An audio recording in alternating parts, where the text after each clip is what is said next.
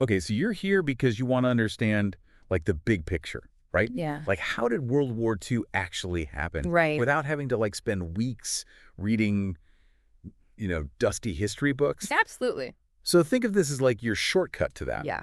We've gone through all the key events and analyses, Hmm. and we're going to try to pull out the essential pieces for you Yeah. so you can really grasp what went down. Exactly. This is a deep dive into the origins of World War II, based on, a broad look at all the historical context. Yeah. And our goal is to really extract the most critical factors, give you a clear understanding of how this massive conflict came to be. Okay, so let's get straight to it. Yeah. Um, One of the things that our sources point to again and again is Yeah. something pretty fundamental, Hmm. which is that the way World War I ended actually set the stage for World War II, Yeah. the peace that was supposed to last. Right. Well, it didn't. It did. It's fascinating to consider that the Treaty of Versailles, which was intended to prevent future wars, actually arguably contained the very seeds of the next one. Yeah. Imagine trying to build a house on a cracked foundation. Right. It might look okay at first glance, but eventually those underlying weaknesses are going to cause major problems. Right. And I think one of the first cracks that appears Yeah. is with Italy. Mm-hmm. Um, they really felt like they got a raw deal from the Allies. Right. They were promised land for joining the fight against Germany, Yeah. and then those promises were basically broken. Yeah. The source material really highlights how the Allies kind of viewed Italy's contribution somewhat dismissively. Yeah. They were seen as needing significant support. Right. Their efforts weren't considered decisive. Yeah. And consequently, the promised land grants didn't materialize. Right. And this perceived betrayal deeply angered figures like Mussolini. Yeah. It's like being promised a reward and then having it snatched away. Right. That resentment can fester. Yeah. And then you have Germany. Yeah. Yeah. Where do you even start? Right. The Treaty of Versailles hit them with this double whammy. Yeah. First, these enormous reparations payments that just devastated their economy. Right. I mean, we're talking about like runaway inflation, Yeah. where your life savings could become worthless overnight. The economic situation in Germany was truly catastrophic. Yeah. I mean, think about it. Widespread unemployment, Right. people struggling to afford basic necessities. Yeah. This kind of desperation creates a bleeding ground for extreme ideologies. Right. For anyone offering a way out, no matter how radical. Yeah. But it wasn't just about the money either. No. There was also the fact that they were forced to disarm, Right. which made them feel incredibly vulnerable. Mm-hmm. And then this really symbolic thing, the war guilt clause. Yeah. Where Germany had to take total responsibility for starting World War I. Right. And Britain and France really laid the blame squarely at their feet, and it created this huge amount of resentment, Yeah. especially for someone like Hitler. If we connect this to the bigger picture for you, Yeah. it's clear how these feelings of injustice, Right. Italy's betrayal, Mm. Germany's humiliation, and economic ruin, Yeah. they created an environment where extremist ideas could flourish. Yeah. And leaders promising radical change could gain a following. Yeah.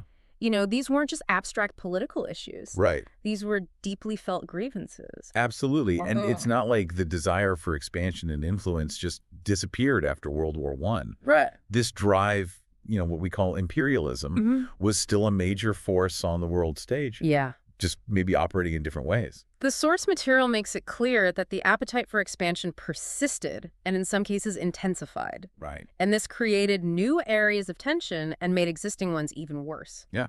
Take Japan, for example. Yeah, Japan was definitely on the march, Mm-hmm. aggressively expanding its control over China and islands in the Pacific.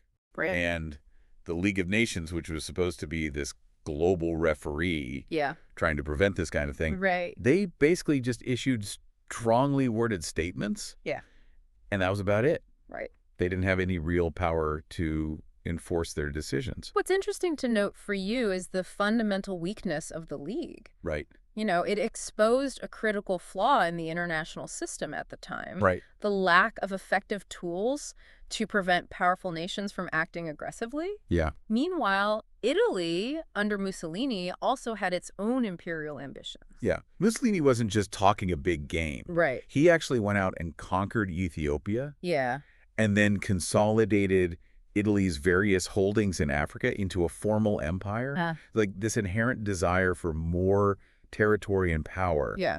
was still a driving force for several nations. Precisely. And then we come back to Germany. Right. And Hitler's obsession with Lebensraum, Right. which translates to living space. This wasn't just about wanting more land. Right. It was tied to this whole ideology. Right. So he started by remilitarizing the Rhineland. Right. You know, that area bordering France that Right. the Treaty of Versailles had specifically demilitarized, remember? Yeah. And then he set his sights on taking over Czechoslovakia and Austria. And the Rhineland is such a crucial point here because it was a clear violation of the treaty. Yeah. It was a real test of how serious the Allies were about enforcing it. Right. And their response was, well, they didn't really do anything concrete. Which leads us directly to the policy of appeasement. Right. Britain and France, having gone through the horrors of World War I, were desperate to avoid another major conflict at all costs. Yeah. So they essentially gave in to Hitler's increasingly aggressive demands, Right. hoping that by satisfying him, they could maintain peace. But as our sources indicate, this policy totally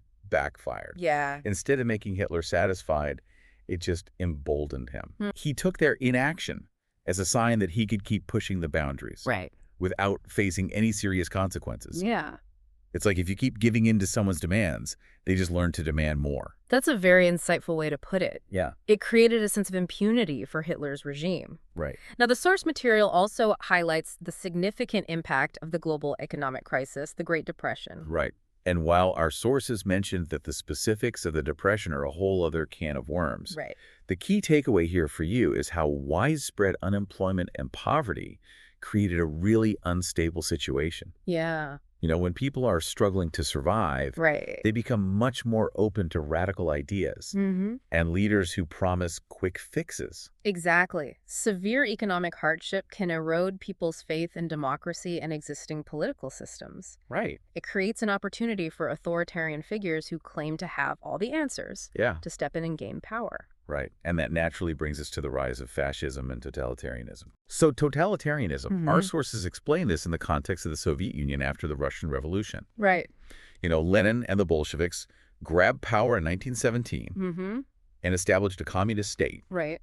And then Stalin takes over. Right. And the Western powers become really concerned Yeah. about his perceived desire to spread communism beyond the Soviet Union. Yeah. And totalitarianism at its core Yeah. means that the state has total control over every aspect of life. It's crucial to understand that in a totalitarian system, the government doesn't just control the political sphere. It dictates everything from the economy Right. to culture to personal beliefs. Yeah. You know, the Western democracies viewed the Soviet Union's ideology and its potential for global expansion Right. with deep suspicion and fear. Yeah. Now let's look at fascism, Right. which is a related but distinct ideology. So fascism is described in our sources as a political ideology built on intense nationalism, a powerful dictatorial leader, Yeah. and the aggressive use of military power Yeah. to achieve national goals. Right. And Italy under Benito Mussolini is a textbook example. The widespread discontent in Italy after World War I, combined with the devastating economic effects of the Great Depression, Right. created the perfect conditions for Mussolini to seize power. Yeah. Our sources detail how he fundamentally reorganized Italian society Right. according to his fascist vision, Right. impacting everything from how people lived Yeah. to the social services they received. And he was a master of propaganda, right? Absolutely. Giving these incredibly rousing nationalistic speeches Yeah. that glorified Italian culture and history, staging these massive nationalistic parades Yeah. and using, you know, all the media of the time Yeah. to build support Yeah. and project this image of a strong and resurgent Italy. Precisely. Yeah. He cultivated this image of a strong leader who could solve Italy's problems Right. and restore its former glory. Now, just across the border in Germany, Right. we saw a similar but even more destructive form of fascism take hold Right. under Adolf Hitler and the Nazi Party. And Hitler, much like Mussolini, was terrifyingly good at public speaking and using mass communication. Right. He spread this ultra-nationalistic message of German superiority. Yeah. But he also did something particularly insidious. Right. He identified these common enemies, socialists, communists, and especially Jewish people, Right. as the source of all of Germany's problems. Yeah. And the scapegoating was central to his rise.